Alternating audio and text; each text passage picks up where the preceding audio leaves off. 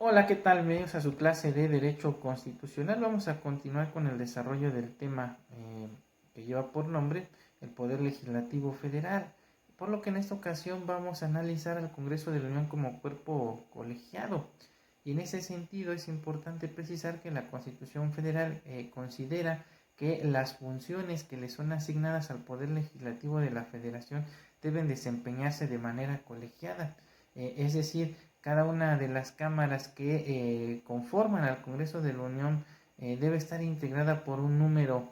crecido de integrantes. Por lo tanto, está prohibido expresamente por el artículo 49 de la Constitución Federal que el poder legislativo se deposite en un solo individuo, y dicho principio no solamente se observa en nuestra norma fundamental, sino también en las de las legislaturas locales, por lo que también aplica en el ámbito estatal. Luego entonces los valores que tratan de salvaguardarse con el principio de división de poderes se pondrían en peligro si cada una de las tres partes en que se fraccionó el poder supremo de la Unión se confiara o depositara tan solo en tres individuos, independientemente de la imposibilidad material que tengan estos para ejercer de manera adecuada y oportuna sus funciones. Luego entonces es entendible que las facultades legislativas y de orden jurisdiccional se atribuyan entonces a cuerpos colegiados y complejos. En este contexto se asegura entonces que la ley se enriquece y perfecciona por la diversidad de opiniones, una minoría puede obstaculizar una iniciativa de ley cuando se considera que es inadecuada. Por su parte, la actividad judicial en segunda u última instancia, en busca de la imparcialidad y ponderación, pues normalmente se deposita en tribunales de carácter colegiado. Luego entonces, atendiendo a las funciones del poder legislativo, se requiere de un mínimo integrantes de dicho cuerpo colegiado para que sus sesiones puedan ser consideradas válidas, y es cuando surge la figura del quórum. Es decir, el quórum es un requisito a fin de impedir que la función legislativa se deposite tan solo en una persona o en un reducido número de personas. En ese sentido, entonces, el artículo 63 de la Constitución Federal fija el quórum, es decir, el número de personas o integrantes de las cámaras que integran el Congreso y que se requieren para que una sesión sea válida. Al respecto, Eduardo López Betancourt nos comenta que el vocablo quórum procede de la fórmula latina quórum, que determina el número de miembros de una asamblea que es necesario para la validez de un acuerdo. Y entonces la doctrina afirma que el quórum es el número mínimo de integrantes cuya presencia requiere todo cuerpo colegiado para sesionar de forma válida. El quórum entonces obedece a la necesidad de evitar que una minoría imponga sus decisiones tanto en las cámaras, ya sea de diputados o de senadores, o bien en el Congreso de la Unión cuando trabajan de forma conjunta. Y asimismo se debe considerar que no siempre es posible reunir a todas las personas que integran a ese cuerpo colegiado, por lo que la validez de una asamblea puede determinarse con base en el número de asistentes, del cual depende en gran medida que la reunión sea regular. Luego entonces ninguna ley o acuerdo interno de cualquiera de las dos cámaras puede dispensar la observancia del principio de que la actividad legislativa debe ser colegiada, pues solo la Constitución Federal puede excusar de dicha obligación a tales órganos, y si lo llega a hacer únicamente es cuando se trate de casos graves y extremos. Luego entonces se trata en el fondo de un derecho que existe a favor de los individuos por regla general,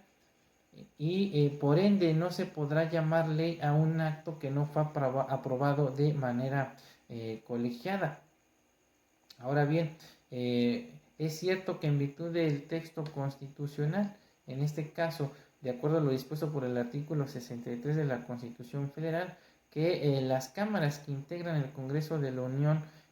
pueden sesionar de manera válida sin contar con el quórum requerido, pero esto, como ya lo comentamos, es de carácter excepcional y por ser una cuestión excepcional, cuando llega a suceder, las cámaras solamente podrán hacer lo que expresamente esté permitido por la propia Constitución Federal, por lo que no podrán discutir y aprobar iniciativas de leyes o decretos. La figura del quórum entonces es un término medio razonable que permite el funcionamiento normal del Poder Legislativo Federal y se salvaguarda a su vez dos principios constitucionales. El primero es que el poder se deposita en un cuerpo, el legislativo federal se deposita en un cuerpo colegiado, impidiendo, como ya lo hemos comentado, que una minoría usurpe sus funciones, y por otro lado permite la reunión regular de ambas cámaras sin que sea obstáculo la ausencia temporal o permanente de una minoría. Cuando se trata entonces de una sesión ordinaria, al iniciar la misma, el secretario de la Cámara se encargará de pasar lista a los asistentes, haciendo constar si existe o no el quórum requerido,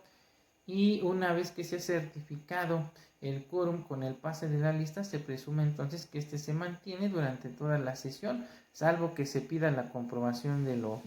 contrario. La falta de quórum, desde luego, puede apelarse en todo momento por cualquiera de los integrantes de la Cámara respectiva, y a esto se le conoce doctrinalmente como el recurso de reclamación de quórum.